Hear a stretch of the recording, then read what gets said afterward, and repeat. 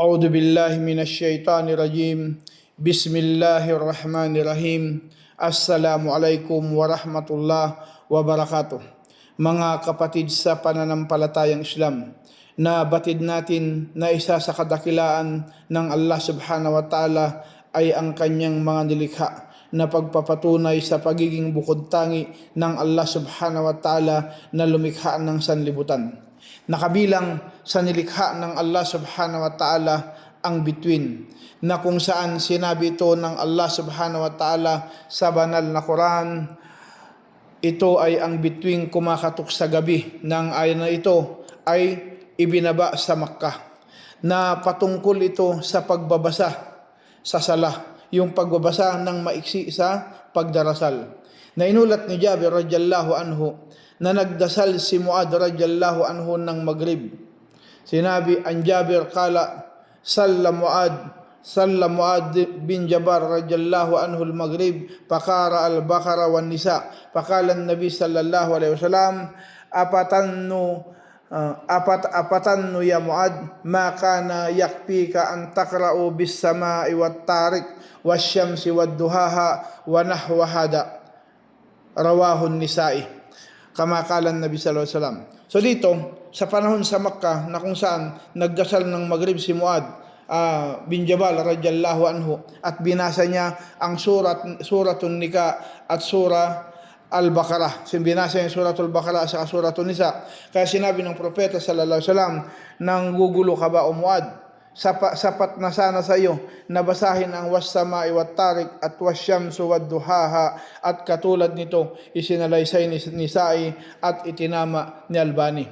Kaya makita natin na ang nagniningning na bituin sa gabi na sinabi ng Allah sa banal na Quran, was-sama'i wat-tariq wa ma adraka mat-tariq an-najmut taqib. Sinabi ng Allah, sumpaman sa langit at sa kumakatok sa gabi, at meron na bang nagpapahiwatig sa iyo kung ano ang kumakatok, nagniningning na bituin. Panunumpa ng Allah sa langit at sa bituin na maliwanag, at sa kapinalawanag niya ito ng maayos, kaya paulit-ulit para matukoy ang tinutumbok ng kataga. Kaya dito, wa ma adraka mat-tariq, ito ay tafsir sa talata na gamit mismo ang Quran. Kaya mga kapatid sa pananampalataya, ito ay tafsir sa talata na gamit mismo ang banal na Quran. Ang bituin na kumakatok sa gabi na kung saan sinabi ni Qatada, kala Qatada wa ghayru innama summiyan nujum an-nujumut tariq li'annahu innama yura bil-lail wa yakhtafi bin-nahar. Sinabi ni Qatada at iba pa, binansagan ang bituin na tariq dahil ito ay makikita lamang sa gabi at nagtatago sa umaga. Ang katagang tarik ay pagdating sa gabi. Kaya makita natin na inulat ni Jabir radhiyallahu anhu, kalugdan nawa siya ng Allah, na sinabi ng propeta sallallahu alaihi wasallam, kanyang sinako sa makanya nawa ang kapayapaan at pagpapala ng Allah. Inulat ni Jabir radhiyallahu anhu na dati kami ay kinamumuhian ng propeta sallallahu alaihi wasallam. Ang pagdating ng lalaki sa kanyang pamilya sa gabi isinalaysay ni Bukhari. Kaya makita natin ang pulsar na bituin ay isang highly magnetized rotating neutron star na nagpapalabas ng sinag ng electromagnetic radiation. So natuklasan noong November 28, 1967 sa tulong ng mga larga vista o kaya mga telescope. So makita ang pulsar sound na kung saan narinig nila na record ang tunog sa bituin na ito dahil sa high-end technology ng 20 siglo. Kaya mga kapatid, na yung tunog ng bituin na inaakalang tawag ng mga alien sa mga tao sa mundo, na kung saan na ito ay binanggit sa Quran.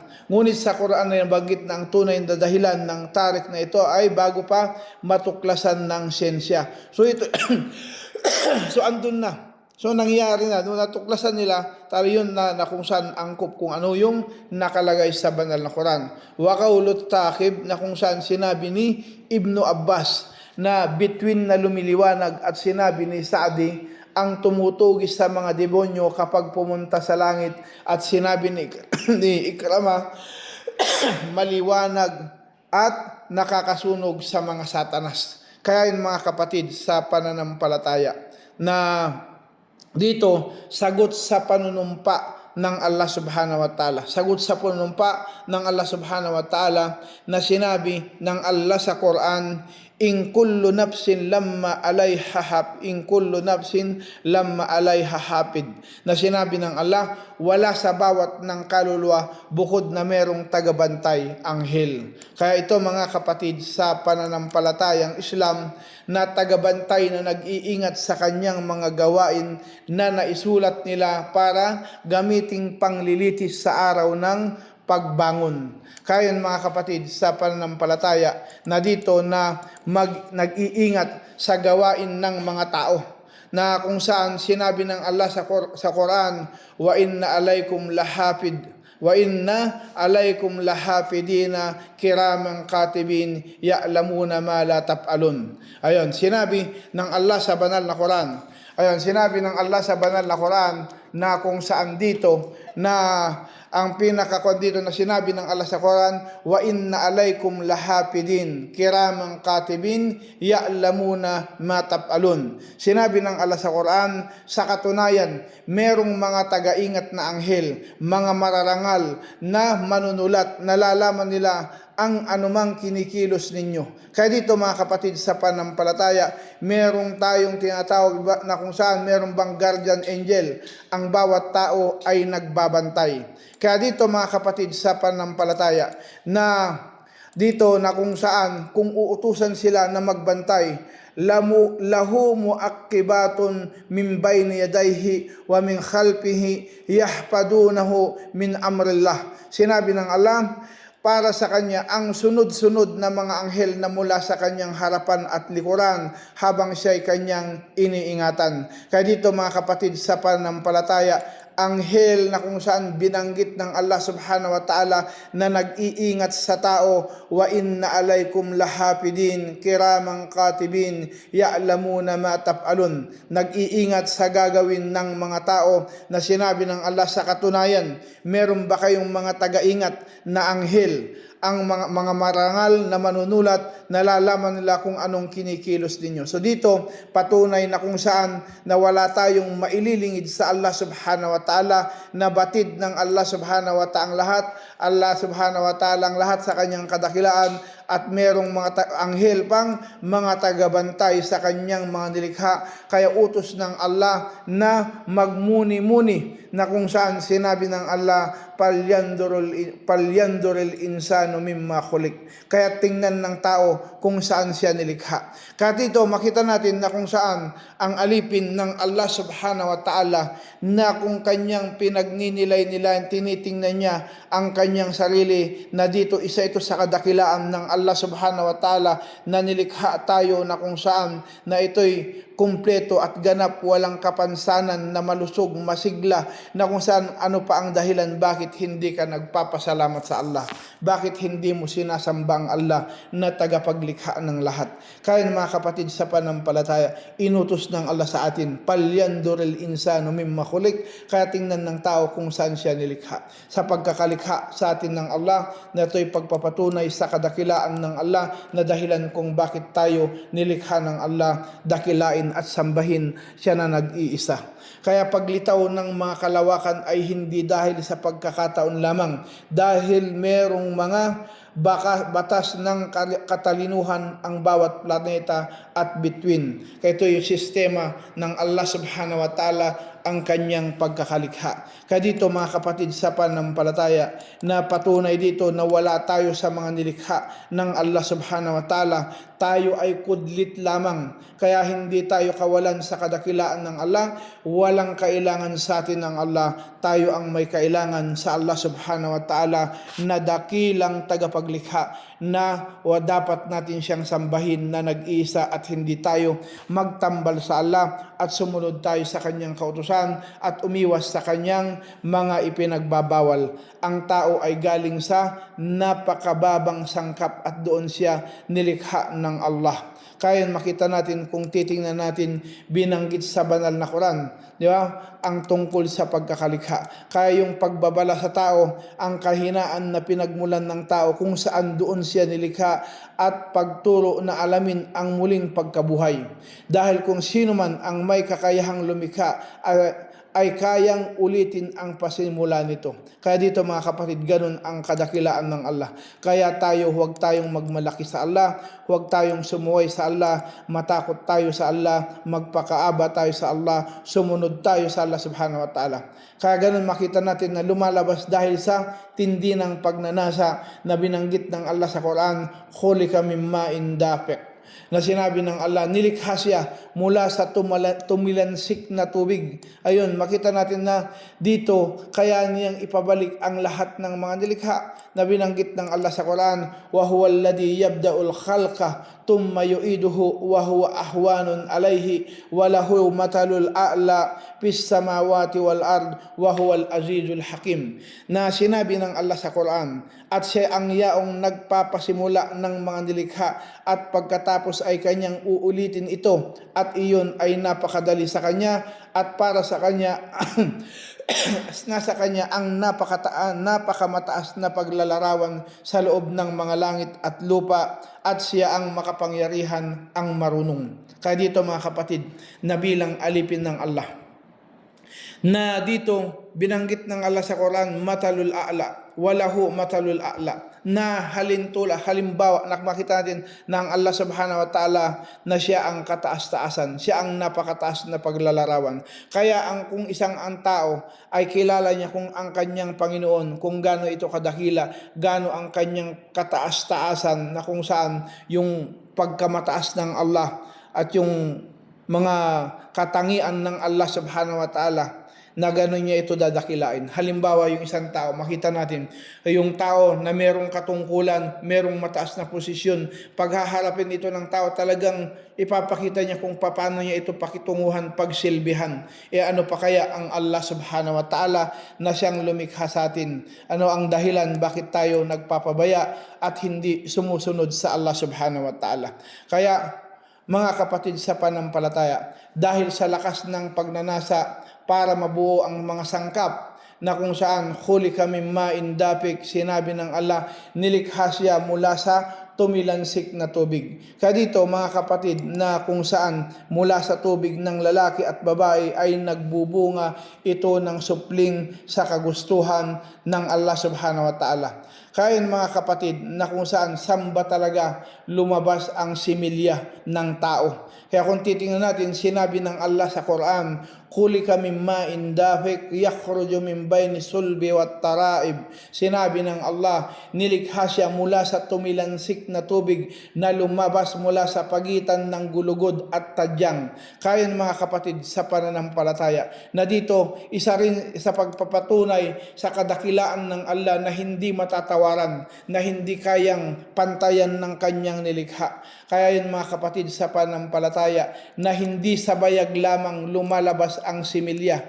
Kaya makita natin ang sangkap ng similya o yung tamud, hindi lamang sa bayag o yung testicle, bagkus ang iba ay galing sa pagitan ng gulugod at tadyang. Ito ay binanggit sa banal na Quran. Kaya dito makita ng mga tao, ng mga sensya na makita ng mga sensya ang patunay sa banal na Quran, na kung saan nun pa pala ito binanggit at ngayon lang nalaman ng mga pantas na mga sensya. Kaya makita natin ang seminal vesicle at prostate gland ay doon gumagawa ng sperm sa seminal fluid ng 90% na nagtutungo sa testicle. Kaya makita natin mga kapatid sa pananampalatayang Islam, nabubuhayin muli ang tao o pababalikin ang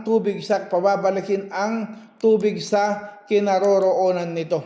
Kaya innahu ala raj'ihi laqadir, sinabi ng Allah sa Quran, katiyakan na siya ay nagpapabalik nito at talagang may kakayahan. Kaya mga kapatid sa pananampalatayang Islam na wala tayo sa Allah subhanahu wa ta'ala, kaya ito yung mga paglilikha ng Allah subhanahu wa ta'ala sa mga itinatago ng mga puso sa pininiwala at hangarin. Sinabi ng Allah sa Quran, yawma tublas sarair, araw kung saan susuriin ang mga lihim. Kaya yun mga kapatid na wala tayong maililingid sa Allah, mga kapatid sa panampalataya, lilitaw ang lahat na itinatago sa araw ng paghuhukom para ito ay hatulan lalo na sa puso. Kaya yun mga kapatid na maging dalisay ang ating mga puso, linisin natin at magpakupkup tayo sa Allah. Ang tao ay napakahina talaga na kung saan sinabi ng Allah sa banal na Quran, pamalahu min quwwatin wala nasir,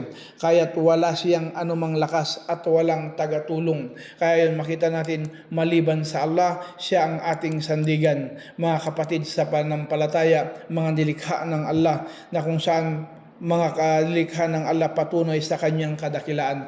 Langit na merong nagbabalik na mga bagay-bagay, was-samaa'i dhatil raja, na kung saan sinabi ng Allah, sumpaman sa kalangitan na may pagbabalik. Kaya ito mga kapatid sa pananampalataya na ang pitong patong ng atmosphere, ng troposphere, stratosphere, mesosphere, thermosphere, exosphere, ionosphere at magnetosphere. Kaya kung saan makita natin ito, na ito ay mga nilikha ng Allah subhanahu wa ta'ala na hindi mapapantayan ng tao, na kung saan isa rin sa patunay sa kadakilaan ng Allah ang pagkakalikha sa atin, na kung saan ito'y ang pagkakalikha sa atin naganap at kumpleto, na ito'y hindi kayang gawin ng anumang nilikha, na ito'y patunay sa kataas-taasan kadakilaan ng Allah subhanahu wa ta'ala, na siya ang ating dapat sambahin at hindi natin itambal